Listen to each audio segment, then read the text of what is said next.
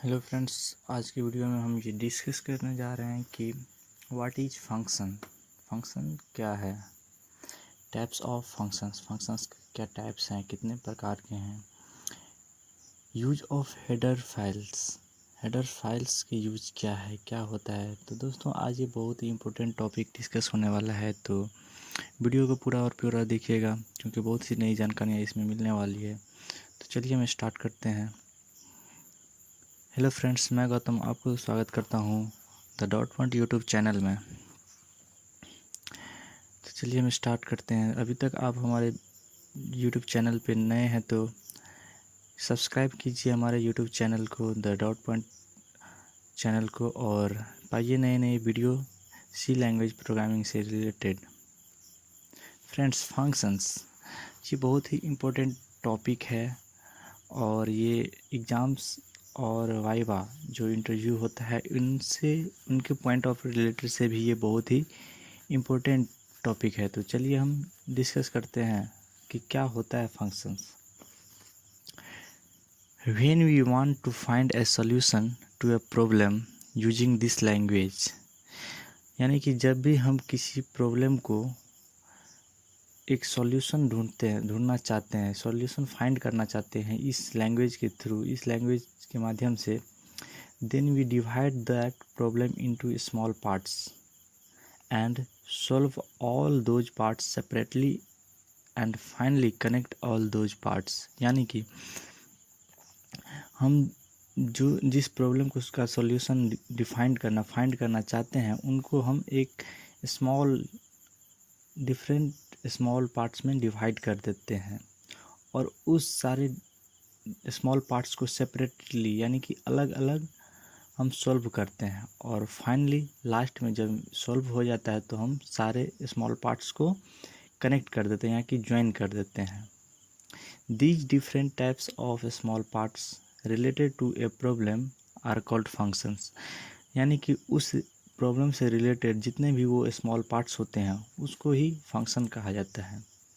यानी कि देखिए, एक एग्जांपल के रूप में हम देखते हैं, जैसे मुझे एक प्रेजेंटेशन बनाना है तो हम उस प्रेजेंटेशन को दो तीन सेगमेंट पार्ट्स में डिवाइड कर देते हैं कि पहले पार्ट में हमको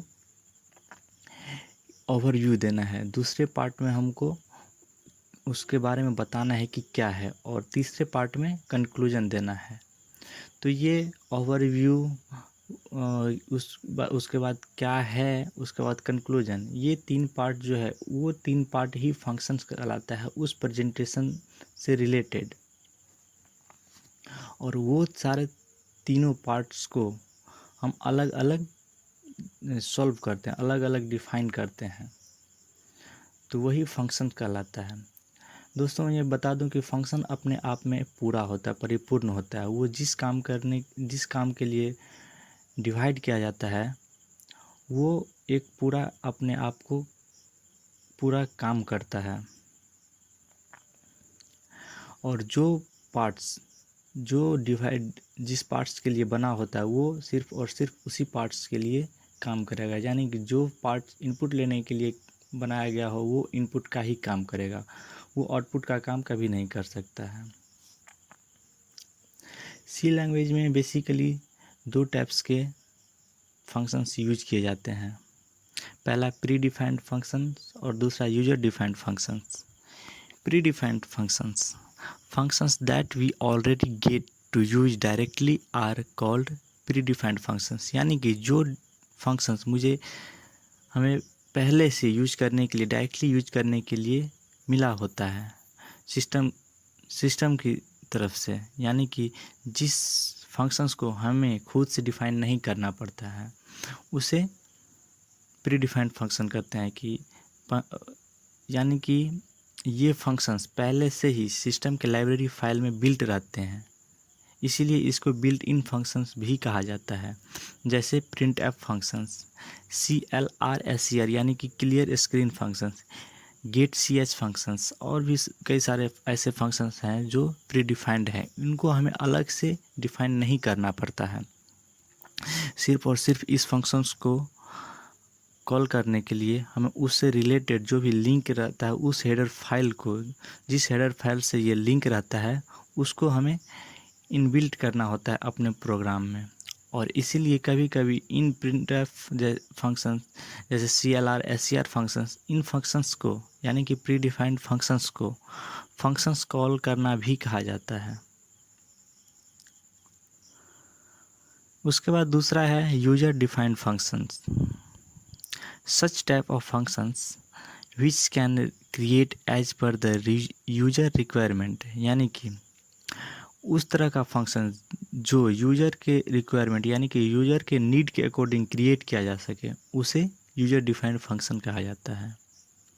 ए function that a programmer uses by creating himself, यानी कि वो अपने अकॉर्डिंग जो फंक्शंस क्रिएट करता है वो यूजर डिफाइंड फंक्शन होता है।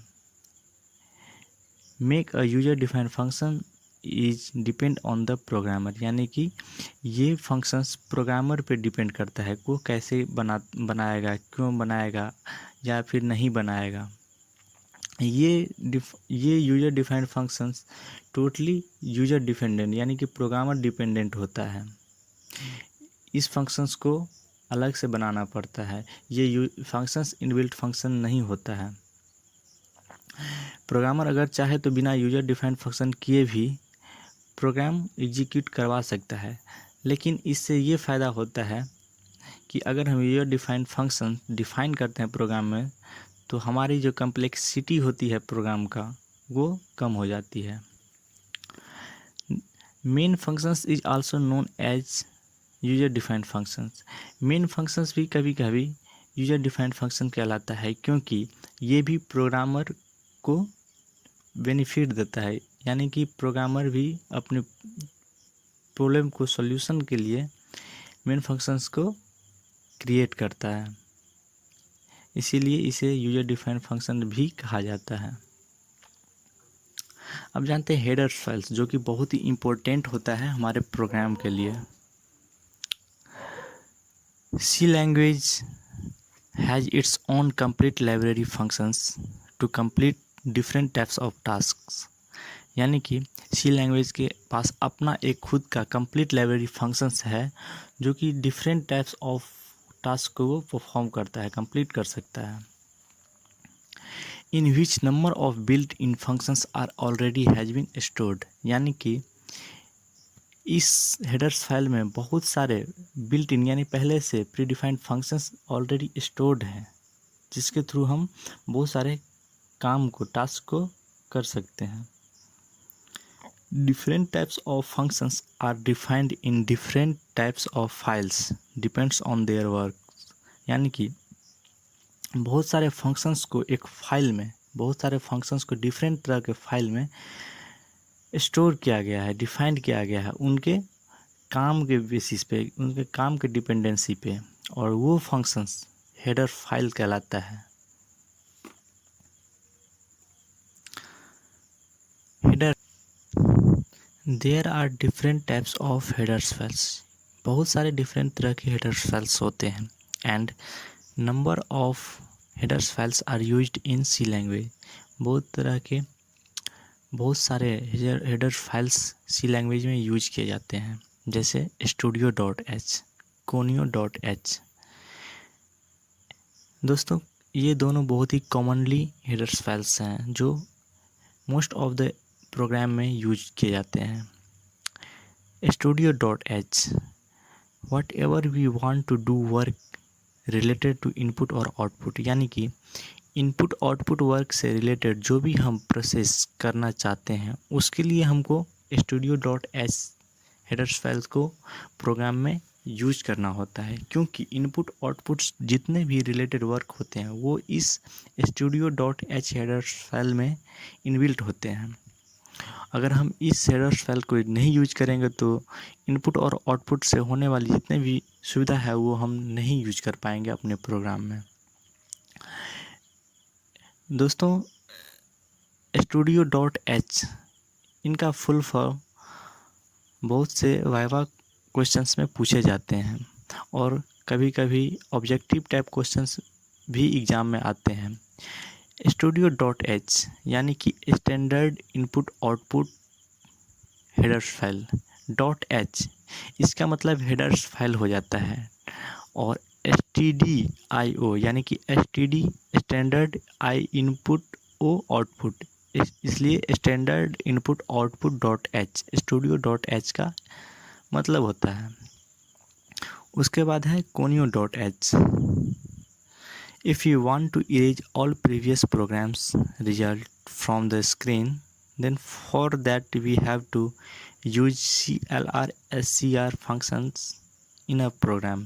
यानी कि पहले जो प्रोग्राम का रिजल्ट हमारे स्क्रीन पे शो हो रहा होता है, यानी कि दिख रहा होता है, उस रिजल्ट्स को इरेज करने के लिए, स्क्रीन क्लियर करने के लिए हमको प्रोग्राम में एक फंक्शंस यूज करना होता है, जो होता है CLR SCR फंक्शंस, यानी कि clear screen functions.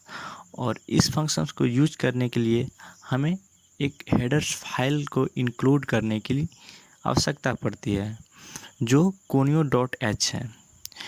Clear screen से रिलेटेड जो भी प्रोसेस होता है वो उस conio dot H headers files में इनबिल्ट होता है, इसलिए हमको इस फाइल्स को इनबिल्ट करना होता है। तो फ्रेंड्स आज के लिए बस इतना ही। कल के वीडियो में हम देखेंगे कि हेडर्स फाइल्स के सिंटेक्स क्या है, कैसे प्रोग्राम में लिखा जाता है, देखेंगे। तो आज के लिए बस इतना ही, मिलते हैं कल के वीडियो में। वीडियो अगर अच्छी लगी हो तो शेयर, लाइक एंड सब्सक्राइब करना ना भूलें हमारे the dot mode YouTube channel को।